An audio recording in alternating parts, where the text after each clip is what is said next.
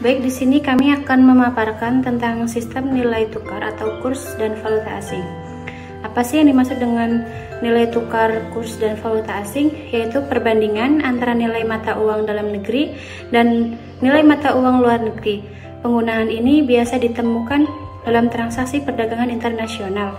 Dalam penerapannya, sistem kurs valuta asing terbagi menjadi 3. Yang pertama yaitu sistem kurs tetap. Apa sih yang dimaksud dengan sistem kurs tetap? Yaitu nilai tukar mata uang akan bersifat tetap. Maka dari itu, nilai tukar mata uang mengikuti aturan yang dibuat oleh bank sentral. Yang kedua yaitu sistem kurs mengembang, yaitu nilai tukar dari mata uang dipengaruhi oleh kekuatan pasar valuta asing. Nilai tukar dari mata uang akan terus berubah bagi peserta pasar valuta asing. Yang ketiga yaitu sistem kurs mengambal terkendali, yaitu sistem yang menggabungkan antara sistem kurs tetap dan sistem kurs bebas. Pada jenis ini, pemerintah melalui bank sentral dan juga pasar valuta asing sama-sama memiliki hak dan kemampuan untuk menentukan nilai tukar falas. Selanjutnya, pengertian nilai tukar. Nilai tukar secara umum adalah nilai atau harga mata uang sebuah negara yang diukur dan dinyatakan dalam mata uang negara lain. Definisi kurs dapat juga diartikan sebagai sebuah perjanjian yang dikenal dengan nilai tukar mata uang terhadap pembayaran saat sekarang atau di masa depan antara dua mata uang negara yang berbeda. Terdapat 3 jenis kurs, yaitu 1 kurs jual, 2 kurs beli, dan 3 kurs tengah. Apa sih yang dimaksud dengan kurs jual? Yaitu harga mata uang valuta asing yang diberikan atau ditentukan oleh bank atau money changer kepada seseorang yang ingin menjual valuta asing atau menukarkan rupiah dengan valuta asing. Yang kedua yaitu ada kurs beli, yaitu harga mata uang valuta asing yang diberikan atau ditentukan oleh bank atau money changer kepada seseorang yang ingin membeli valuta asing atau menukarkan valuta asing dengan rupiah. Yang ketiga yaitu kurs tengah, yaitu kurs yang diberikan bank atau money changer antara kurs jual dan kurs beli. Selanjutnya yaitu pengertian valuta asing. Valuta asing atau falas adalah mata uang yang mudah dan dapat digunakan dalam dunia perdagangan internasional. Salah satu mata uang asing yang populer di masyarakat dan digunakan banyak orang di dunia adalah dolar Amerika atau US dollar. Mata uang yang diakui, digunakan, dipakai, dan diterima sebagai alat pembayaran dalam perdagangan internasional. Dengan demikian, bisa dikatakan bahwa valuta asing berfungsi sebagai uang yang digunakan untuk alat tukar menukar dalam perdagangan internasional, baik berupa barang atau jasa. Falas terbagi menjadi 2, yaitu falas fisik dan falas non-fisik. Falas fisik. Falas fisik jenis ini adalah uang yang digunakan dalam arti dan bentuk sebenarnya. Biasanya dikenal dengan uang kartal atau uang logam yang digunakan dalam perdagangan internasional. Yang selanjutnya yaitu falas non-fisik, yaitu transaksi falas terjadi tidak menggunakan uang fisik, namun menggunakan surat berharga atau uang giral.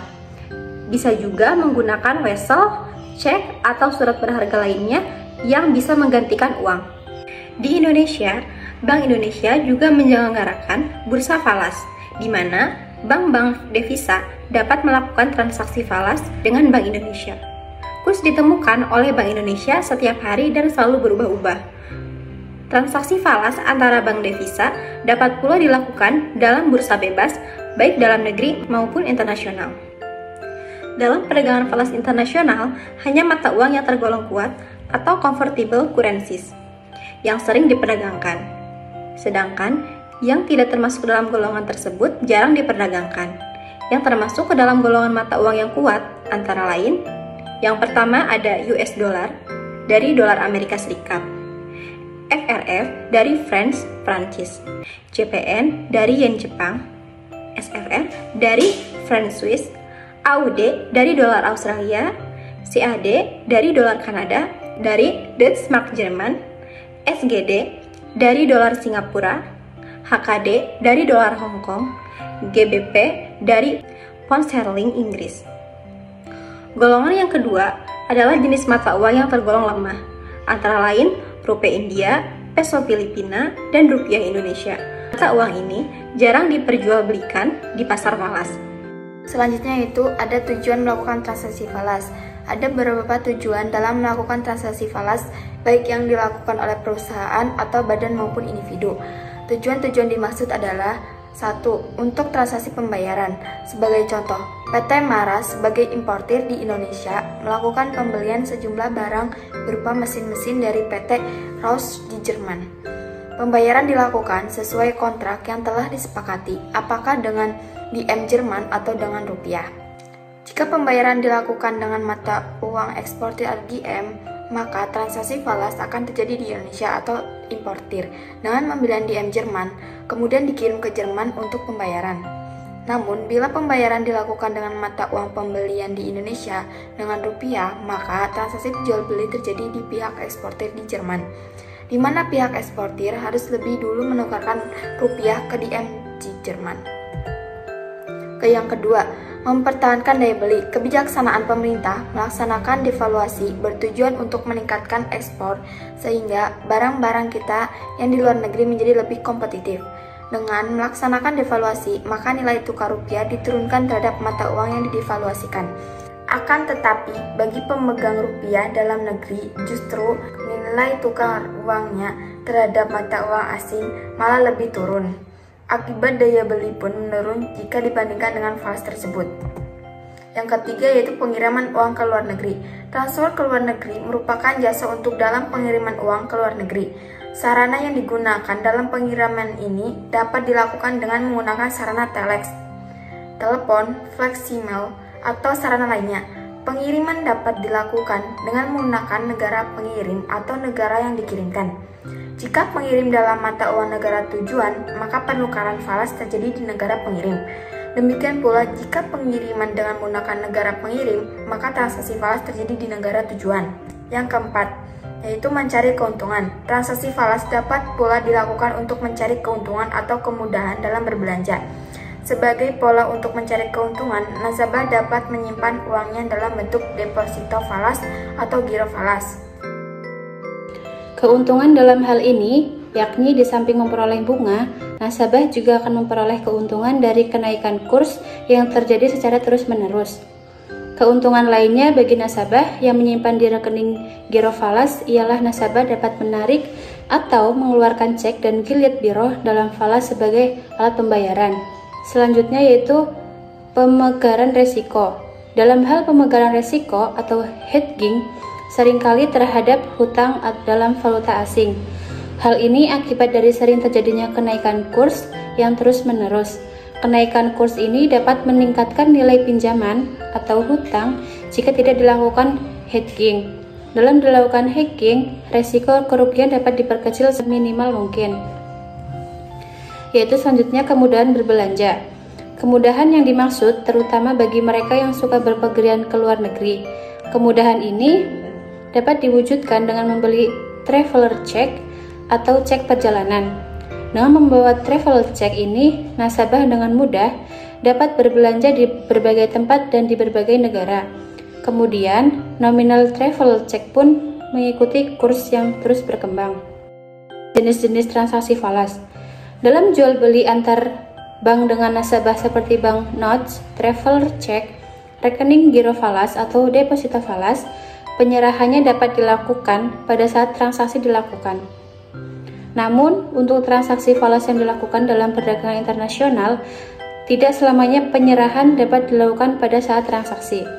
Mengingat jarak yang relatif jauh, perbedaan waktu, serta volume transaksi yang besar, walaupun transaksi ditutup secara tunai atau spot. Oleh karena itu, ada 3 jenis transaksi yang dapat dilakukan. Satu yaitu transaksi tunai atau spot transaction, yaitu transaksi pembelian dan penjualan valuta asing untuk penyerahan pada saat itu atau penyelesaian paling lambat dalam jangka waktu 2 hari. Ada 3 cara penyerahan dalam transaksi spot, yaitu yang pertama yaitu value today. yakni penyerahan dilakukan pada tanggal atau hari yang sama dengan tanggal atau hari yang dilakukannya transaksi. Penyerahan ini sering disebut cash settlement. Yang kedua yaitu value tomorrow, yakni penyerahan dilakukan pada hari kerja berikutnya atau disebut one day settlement. 3. Ada value spot, yakni penyerahan dilakukan 2 hari kerja setelah transaksi. Yang kedua, transaksi tunggak atau forward transaction, yaitu transaksi pembelian dan penjualan falas yang nilainya ditetapkan pada saat ini dan diberlakukan untuk waktu yang akan datang antara 2 kali 24 jam hingga 1 tahun. Akibat dibayar dengan jangka waktu, maka rate yang digunakan dalam transaksi tunggak atau forward lebih tinggi jika dibandingkan dengan transaksi tunai atau spot. 3. Transaksi barter atau swap transaction, yakni kontrak pembelian dan penjualan falas dengan harga tunai atau spot yang dikombinasikan dengan pembelian dan penjualan falas yang sama dengan harga tunggak atau forward. Tujuan dari transaksi ini adalah untuk menjaga kemungkinan dari kerugian yang disebabkan perubahan kurs. Dan berikut ini kami akan menampilkan video terkait kurs dan valuta asing. Eits, sebelumnya kamu sudah tahu belum bagaimana cara menghitung valuta asing itu? Kalau belum, aku kasih tahu dulu ya.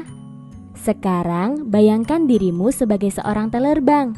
Nah, ketika kamu menerima uang asing dari wisatawan, berarti ibaratnya nih, kamu itu harus membeli uang asing tersebut. Saat kejadian seperti ini, kamu bisa gunakan kurs beli. Tetapi ketika kamu mengeluarkan uang asing dari bank, ibaratnya nih, berarti kamu menjual uang asing itu. Nah, kalau kejadian seperti ini, kamu gunakan kurs jual ya. Dia membawa uang sebesar 800 US dollar dan akan menukarkan uang tersebut ke rupiah. Misalnya nih, pada saat ini kurs yang berlaku itu sebagai berikut. Berarti kamu sebagai teller menerima mata uang asing itu. Jika menerima mata uang asing berarti kamu membeli mata uang asing, sehingga kamu bisa menggunakan kurs beli untuk ini. Nah, kemudian besarnya rupiah yang diterima wisatawan itu bisa kamu hitung dengan cara 14.600 dikali 800, sehingga wisatawan asing mendapatkan 11.680.000 rupiah. Oke, ternyata ada juga nih nasabah yang ingin menukarkan uangnya ke mata uang negara Jepang, Singapura, dan Amerika. Namanya Pak Satria.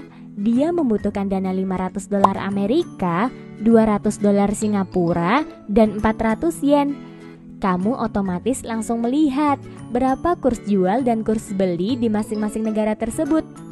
Dan ternyata kurs jual dan kurs beli masing-masing negara tersebut misalnya sebagai berikut. Nah, jadi berapa jumlah uang yang harus dikeluarkan Pak Satria ini untuk mendapatkan mata uang asing ketiga negara tersebut? Kamu ingat lagi ya, kalau kamu itu sebagai seorang teller bank, yang berarti kamu akan menjual mata uang asing tersebut ke Pak Satria. Maka kamu gunakan kurs jual di sini.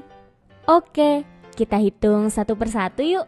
Pak Satria membutuhkan 500 dolar Amerika, yang berarti dikalikan dengan kurs jualnya yaitu 14.500 rupiah, didapatkan 7.540.000 rupiah.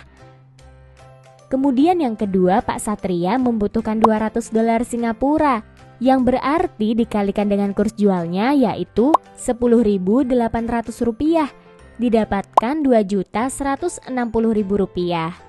Yang ketiga ada mata uang Jepang, yaitu 400 yen, yang berarti dikalikan dengan kurs jualnya 13.200 rupiah dan didapatkan 5.280.000 rupiah.